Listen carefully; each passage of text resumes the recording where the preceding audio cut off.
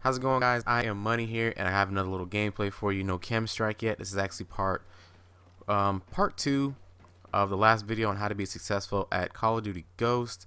And right off the top, you're gonna see I get right to the top, and I wait for all those campers to get in their little camping position, and it's my objective to out camp them.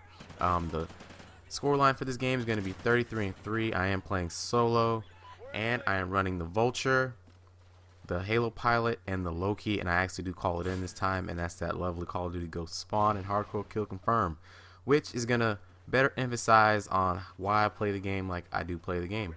And if you want to be successful and maintain that KDR, you, my friend, are also gonna have to play like I play, because as you've noticed, there are a lot of campers in Call of Duty Ghosts.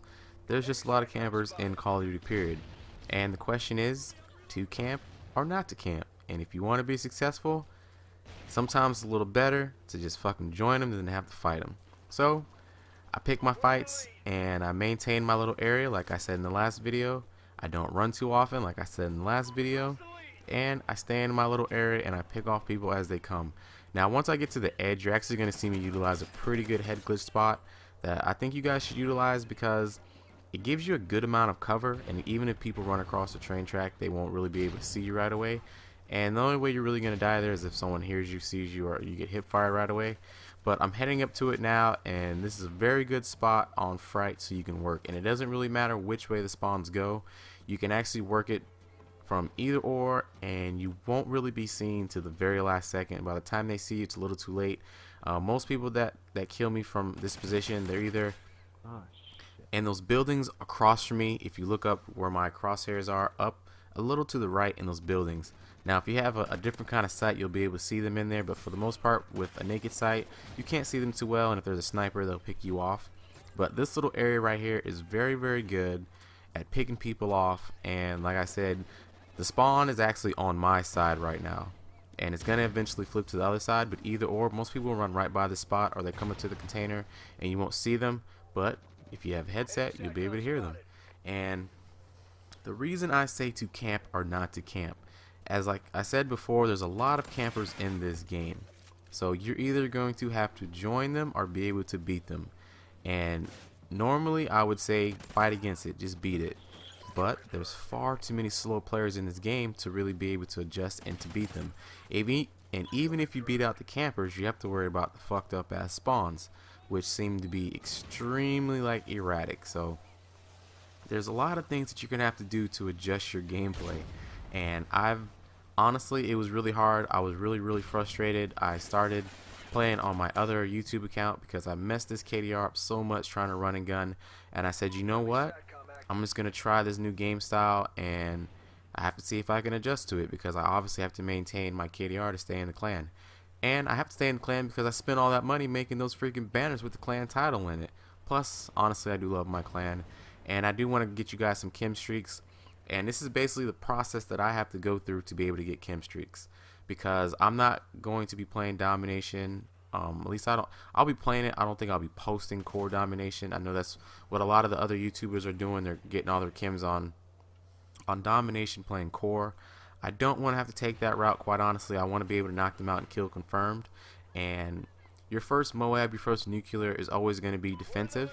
And essentially that's what this is. This is me working up to my defensive posture, getting the spawns down, getting where I need to be on the map to be able to pick off my opponents. And once I get this step down, because I know it's very painful to watch because I'm watching it and it's like I'm not even playing the game.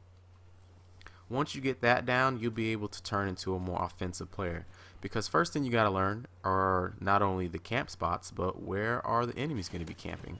It's not good enough for me just to know this position. I need to know all the positions, so when I do start running and gunning, I need to know where I'm going to get shot from. Because like this guy, he's shooting at this freaking Vulture with a shotgun.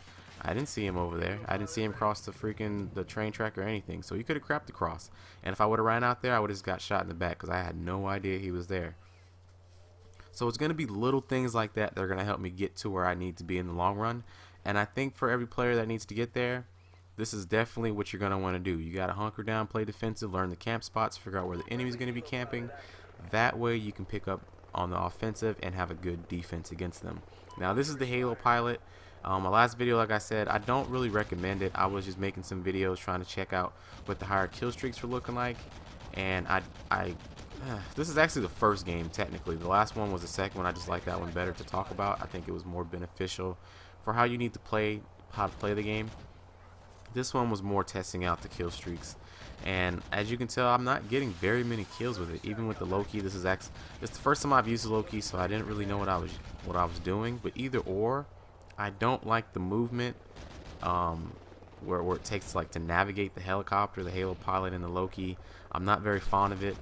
I've watched videos even in hardcore where it takes a lot of hit markers to kill someone with the Halo pilot. On this one, it's pretty lucky I don't get too many hit markers, and I actually ended up shooting this guy through a freaking roof, so I didn't even know that was even like possible. But the Loki, I'm gonna use it, and I'll be able to explain to you guys how it works. Basically, the rods are your weapons, so that's what the L1 and the R1 button, the care package, and the Juggernaut, and this works the same way with the support package. Those are gonna drop your care packages, and I honestly do not recommend dropping them if you're going to be playing solo. I wouldn't even recommend using a Loki in general, but if you're going to be using it just to test it out, I definitely would use it with 1 or 2 people, because once you start dropping care packages, the enemy is going to spawn in that area and they're going to take them. Luckily, I didn't get killed while I was in this Loki. I do believe I'm using off the grid. Unfortunately, I do not have my perks or anything, but as you can see, I'm just getting adjusted to it, and I didn't know what the hell a rod was.